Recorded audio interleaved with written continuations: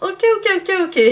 Donc, petite vidéo pour te faire un petit peu le bilan 2019. Alors, c'est quelque chose que d'habitude je fais sur mon blog, où je parle de ma vie personnelle, de ma vie professionnelle, et où je fais justement un petit topo de tout ça, et j'en donne ma conclusion. Et puis là, cette année, j'ai eu envie de le faire sur ma chaîne YouTube aussi. Voilà, donc je vais un petit peu commencer par ma vie personnelle sans donner trop de détails parce que je sais qu'il y a des personnes qui regardent ma vidéo, dont une, et je n'ai pas envie qu'elle sache toute ma vie privée et je pense qu'elle va se reconnaître. Coucou. Voilà, et voilà, bon, après ma vie professionnelle, et puis voilà, donc c'est parti, je te souhaite un bon visionnage. Bon, donc on commence un petit peu par ma vie personnelle.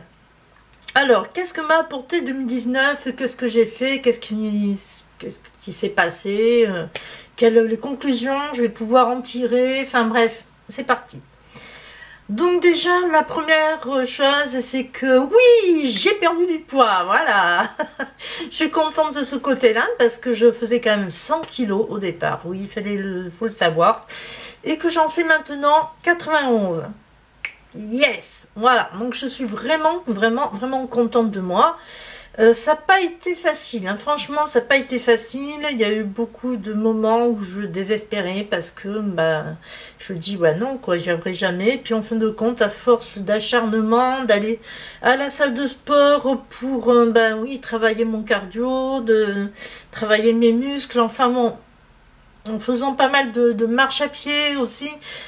En mangeant, enfin en rééquilibrant aussi mon alimentation, parce que ça aussi c'est important, hein. Si tu fais du sport mais qu'à côté tu manges des cochonneries, tu n'arriveras jamais à maigrir. Ça c'est clair et net, tu n'y arriveras jamais. Donc il y a eu pas mal de choses qui ont changé de ce côté-là, et c'est, je pense, surtout pour ça que j'ai réussi à perdre du poids. Mais c'est pas seulement comment dire, le rééquilibrage alimentaire et le sport, c'est aussi comment dire, je pense que c'est aussi je sais pas si on pourrait appeler ça la naturopathie, une philosophie de vie, peut-être, ouais. Parce que il y a beaucoup de choses que j'ai faites en apprenant la naturopathie que je n'aurais pas fait, oui, ou jamais je n'aurais pensé à le faire avant. C'est des massages. Alors on ne dirait pas comme ça, mais le fait de se masser, par exemple de faire des drainages lymphatiques, crois-moi, ça fait énormément de bien. Et j'avais l'impression qu'à chaque fois que je me massais, j'allais remodeler mon corps. Enfin, je sais pas si tu arrives à comprendre ce que je dis, mais bon, il y a pas mal de choses qui ont changé de ce côté-là. Pas mal de trucs aussi. Bah oui, je prends des infusions. Bah oui, ça m'arrive de prendre des infusions comme la vigne rouge, parce que comme j'ai une assez mauvaise circulation sanguine, notamment au niveau des jambes, du coup, la vigne rouge, ça, je dirais pas que ça me guérit, mais ça me donne, comment dire, ça m'aide. Voilà, je sais pas si je peux dire comme ça, mais ça m'aide. Voilà, donc entre les massages, entre les infusions que je prends, ben oui, franchement, ça m'a fait énormément de bien aussi de ce côté-là. Pas mal de cures de détox aussi, parce que je sentais que mon corps en avait besoin, donc du coup, des cures de détox. Et voilà, je pense qu'il y a eu un petit peu tout ça qui a fait que j'ai pu quand même maigrir de presque 10 kilos. Donc là, je suis vraiment contente parce que, comme tu le sais, quand on voyage en sac à dos, c'est vraiment pas facile. Et donc, j'en avais déjà parlé. J'avais fait une vidéo spéciale comme ça. Je crois que j'avais appelé ça voyage, obésité, voyage et sac à dos. Voilà, de toute façon, je vais te remettre le lien là, ou là, je sais plus par où il passe, le petit, ainsi que dans la description de la vidéo. Comme ça, si tu veux voir, tu pourras. Et oui, j'en avais parlé, et comme je te disais, voilà, quand tu pèses 100 kilos et que ton sac pèse 10 kilos, forcément tu traînes avec toi 110 kilos. Et franchement, c'est lourd, c'est très lourd.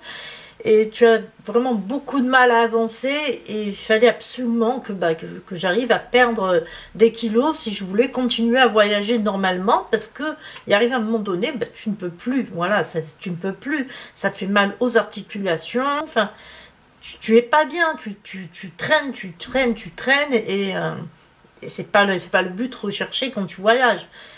Quand tu voyages, tu as envie de découvrir le monde, tu as envie donc gambader à droite, à gauche, avant ton sac à dos, allez, bim, bam, boum, tu t'en vas, gaiement. Là, c'était, oui, je m'en allais gaiement, mais enfin, tu vois ce que je veux dire? J'étais amorphe par moment. Donc voilà, il fallait vraiment que je maigrisse. Donc le fait d'avoir perdu ces 10 kilos là, déjà, c'est énorme. Et je l'ai ressenti en fait quand c'était en décembre 2019, donc en décembre. Même un petit peu avant, en novembre, j'ai commencé à sentir les bienfaits parce que j'ai remarqué que je marchais beaucoup plus vite qu'avant, en étant beaucoup moins essoufflée. Voilà, donc là franchement, c'est là que tu te dis, ah ouais quand même, j'ai perdu parce que là ça se voit.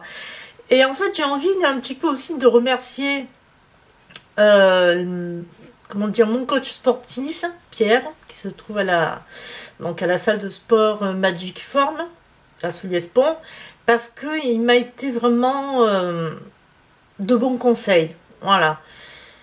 Il a été vraiment de bons conseils. Il me disait, bon, si tu vas pas à la salle de sport, va au moins faire des longueurs à la piscine. Voilà, ou alors marche.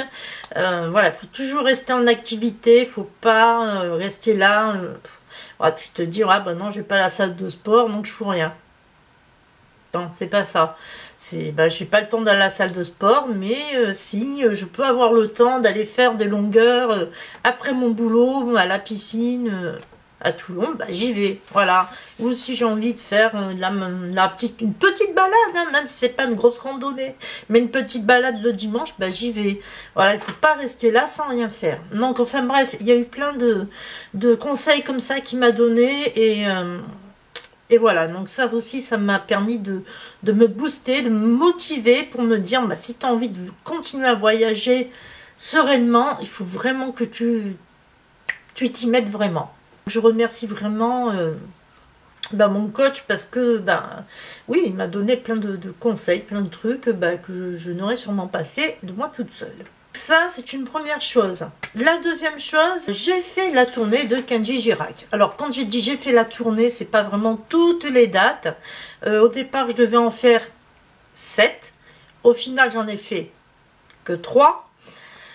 Et ça, je vais t'expliquer justement pourquoi j'en ai fait que 3 au lieu de 7 qui était prévu au départ. Alors, ce qui s'est passé, pourquoi 7? Pourquoi pas 7 et pourquoi que 3? Mais en fait, j'avais mis de l'argent de côté déjà depuis un an et je m'étais dit, voilà, parce que c'était un projet qui était mûrement réfléchi. Hein, et je m'étais dit, voilà, je vais faire cette date, hein, tranquille. Et les 7 dates, en fait, c'était pas simplement pour aller voir son concert, c'était aussi pour visiter la ville où il se produisait. Donc à chaque fois, je restais une semaine dans cette ville. Voilà, et j'avais prévu donc cette ville. Voilà, du coup. Malheureusement, en cours de route, il s'est passé quelque chose que je n'avais malheureusement pas du tout prévu. J'ai eu de gros problèmes avec la CAF, qui m'ont mis dans une merde financière, mais alors, waouh, mais alors, waouh, enfin bref, ça m'a carrément tout chamboulé mon projet, et sur les 7 dates que je voulais faire, mais au final, j'en ai réservé que 3, parce que je ne pouvais pas faire les autres, c'était pas possible financièrement, en tout cas, ce n'était plus possible financièrement.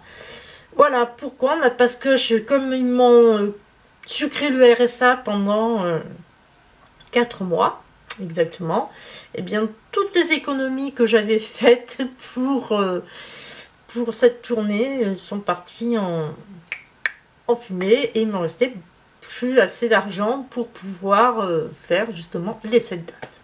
Voilà. Et pourtant, ça fait bien commencer, puisqu'en mars, j'étais partie pour mon anniversaire voir son concert en Belgique, donc à Bruxelles, ce qui m'avait permis en même temps de rencontrer une blogueuse, voilà, Carrie, youtubeuse aussi, puisqu'il n'y a pas très longtemps qu'elle a commencé sa chaîne. Et en fait, ouais, c'était super sympa de la voir parce que ça fait des années qu'on se suivait.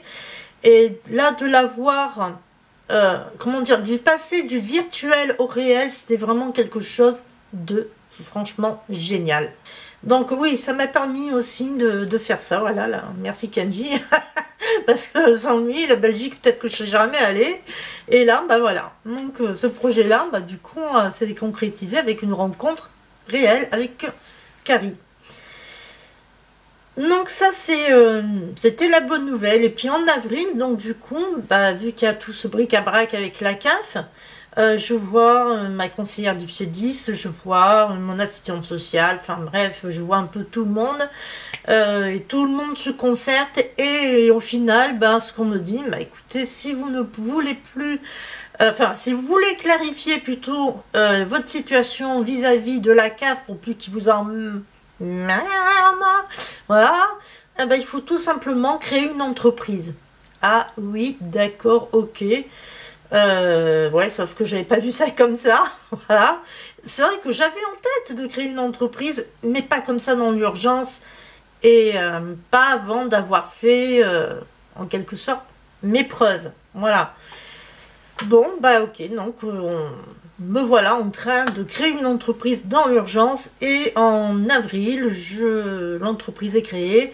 Je suis mon propre patron. Donc à moi de faire entrer de l'argent si je veux faire vivre l'entreprise et si je veux continuer aussi à voyager. Super. Bon, enfin bref. Alors évidemment, bah, je pouvais pas comment dire, me mettre simplement avec une seule activité, donc j'en ai pris deux autres à côté, ce qui me permet que quand il y a une activité où c'est en stand-by parce qu'il n'y a rien, au moins j'ai toujours les deux autres où je peux rentrer de l'argent. Voilà, donc oui, je prévois, hein.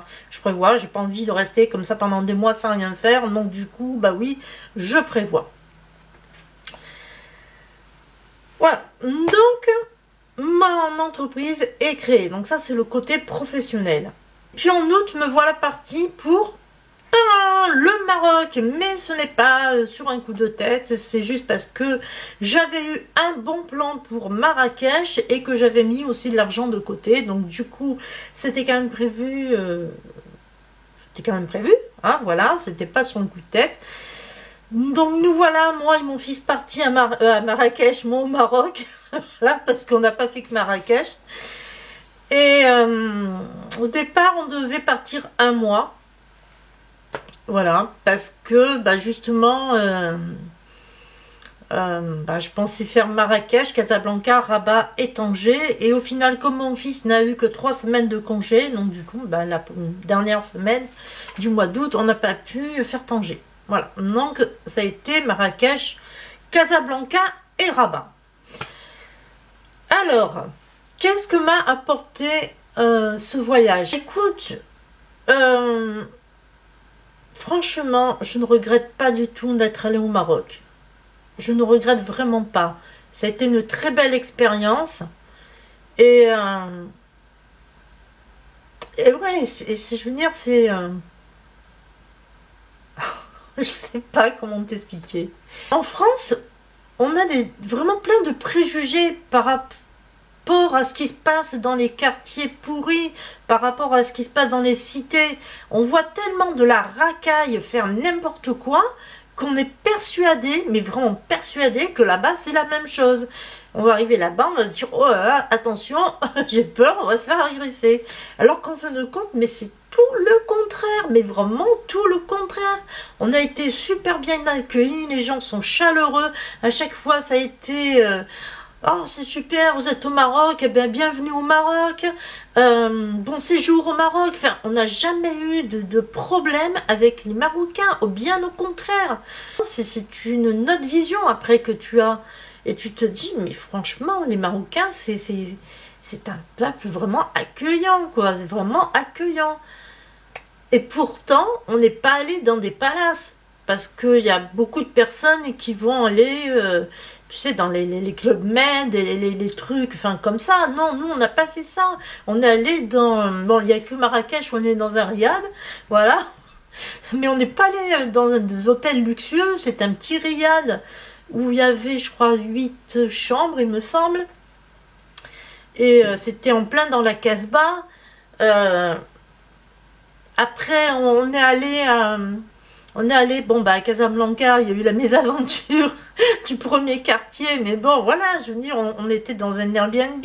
Quand on était à Rabat, on était, bon, à Rabat Salé, hein, on était à Salé exactement, on était là aussi dans un Airbnb, donc on vivait vraiment au plus proche du peuple marocain. Pas une seule fois, on s'est tapé un grand hôtel luxueux. De toute façon, de ça, je t'en parle un petit peu mieux dans comment dire, la vidéo, mon retour d'expérience du Maroc en tant que femme.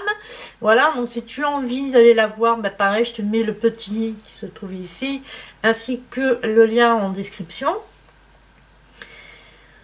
Enfin bref, je suis revenue de ce voyage vraiment, je dirais pas transformée, mais avec, voilà, avec une autre vision, avec une belle expérience. Enfin bref, voilà, j'ai vraiment aimé ce pays. Donc on arrive, on reprend les petites activités en septembre. Moi je commence à faire des vidéos un petit peu dans les villages varois, tout ça, mais évidemment bah, à un moment donné où les sous il manquent un peu, et donc du coup bah, en décembre forcément je te dis bah, écoute, bah, désolé, mais voilà quoi, si je veux continuer à voyager, bah, il faut que je fasse rentrer de l'argent, et pour rentrer de l'argent, bah, il faut que je travaille. Voilà. Donc pendant les 3 mois, bah, j'arrête momentanément YouTube, je travaille à fond et je me mets, bah voilà quoi, de l'argent de côté pour pouvoir effectuer notre voyage. Donc il se fait en 2020. Forcément, plus en 2019, puisque j'arrêtais en décembre. Ah, voilà. Et d'ailleurs, je pense avoir chaud avec ce pull, mais c'est pas grave. Bon, enfin bref.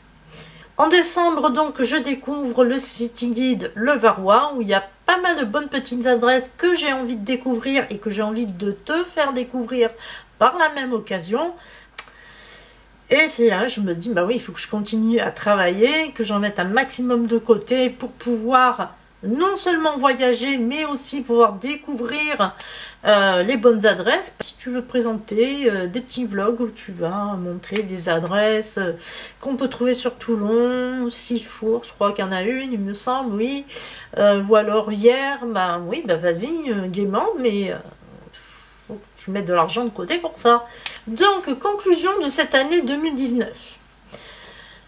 D'un côté, elle est enrichissante parce que, bah, avec ce voyage au Maroc, ça m'a permis d'avoir une nouvelle expérience et où j'ai appris beaucoup de choses sur ce pays, mais aussi sur moi-même. Donc, franchement, super.